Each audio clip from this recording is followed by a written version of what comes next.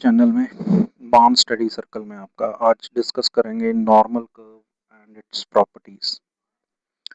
Generally normal curve क्या होती है कि ये अगर आप डायग्राम देखेंगे तो एक बेल शेप्ड कर्व है जिसका मेजरमेंट उसके मीन न्यू और स्टैंडर्ड डेविएशन दो चीजों से होता है। आपने दो चीजें याद रखनी है, न्यू और स्टैंडर्ड डेविएशन। सबसे पहले तो ये डायग्राम बनाना है, इसका हॉरिजेंटल टच नहीं देना है इसे, जिसमें थोड़ा सा ऊपर लेके जाना कर्व को। ठीक है, ये कर्व आपने ड्रॉ करनी है, इसकी डेफिनेशन लिखनी है।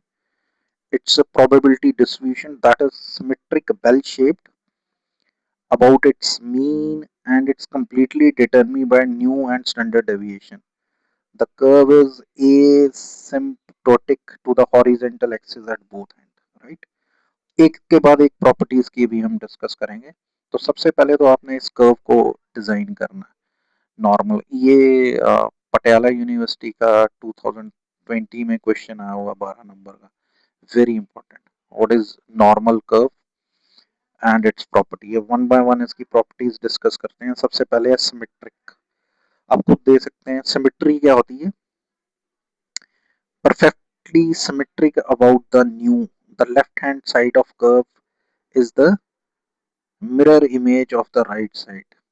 जो जितना ये लेफ्ट में है उतना ही राइट में है, एक सिमेट्री बनती है ना। Left hand L H S is equal to R H S, left hand side right के इक्वल, यूनी मॉडल है। इसका सिर्फ एक ही पीक है, ये देखिए टॉप पे एक ही पीक है ना इसका, मीन से जो शुरू होकर ऊपर जा रहा है, एक ही पीक है, राइट। तो इसलिए ये यूनी मॉडल है। इस पीक पे क्या है, मीन मीडियन और मोड इक्विवेलेंट है, right. Okay, maximum at its means, यहाँ से आप देख सकते हैं न्यू जो मीन है, तो इसी से वो मैक्सिमम है। इसका पीक मीन से ही निकलता है, राइट। तो हमने डायग्राम में स्पेशली मीन को ऊपर शो करना है। The maximum ordinate height of the curve occurs at the mean at the centre of the curve, right. क्योंकि लेफ्ट हैंड साइड और right hand side distribution area जो है इक्विवेलेंट है नॉर्मल डिस्ट्रीब्यूशन में। पॉइंट ऑफ इन्फ्लेक्शन, अब inflection point क्या है, occurs at nu minus infinite to nu plus infinite. देखिए यहाँ पे nu minus infinite nu plus infinite ना, this is point of inflection. ये भी आपने लिख के आना। अब empirical rule area under the curve देखो, यहाँ डायग्राम में भी है ना, new minus sigma new plus sigma 68.26, new minus 2 sigma new plus 2 sigma 95.44। ठीक है, और न्यू माइनस 3 सिग्मा और न्यू प्लस 3 सिग्मा। ठीक है, बेसिकली आपने बस ये लिखना है कि जो एरिया अंडर द कर्व है इसमें वो जनरली 100% है। ये देखिए एरिया अंडर द कर्व जो है, टोटल इसका मेजरमेंट वो 1 है और 100%। ठीक है, तो उसे हमने डिस्ट्रीब्यूट किया हुआ है इसमें। Okay, total area under the normal curve is 1 और 100%। बाइलेटरल है, बाइलेटरल का मीनिंग क्या है, 50% area on left and 50% on right. यहाँ पे भी 50 लेफ्ट में और राइट में भी 50। Clear. Mean as starting point आपने देखा ही है, या जो पीक भी है मीन से रीच करता है। मीन इसका स्टार्टिंग पॉइंट है, सेंट्रल पॉइंट है।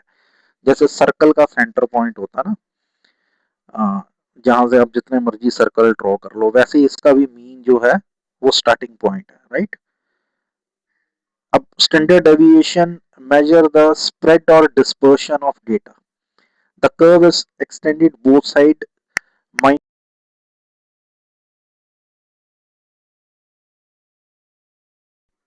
-3 इन्फिनाइट टू +3 इन्फिनाइट। इसका मेजरमेंट यूनिट मैंने आपको शुरू में ही बताया, मेजरमेंट यूनिट क्या है इसका, स्टैंडर्ड डेविएशन, राइट। और कंप्लीट में डिटरमाइंड ये किससे होती है, स्टैंडर्ड डेविएशन और मीन से, जो हमने शुरू में ही मैंने आपको बताया था। ठीक है, mathematical model, the normal probability curve is mathematical model widely used in behaviour science and many other field.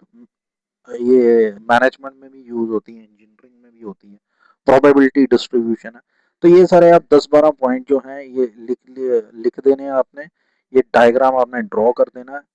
ठीक है, और इसका फॉर्मूला भी है, कुछ ना समझ आए तो मुझे कमेंट सेक्शन में लिखिए, I will reply you, respond to your comments. Content अगर चैनल के पसंद आया तो इसे शेयर करें, लाइक करें And this is very important question, right? Okay, thanks a lot.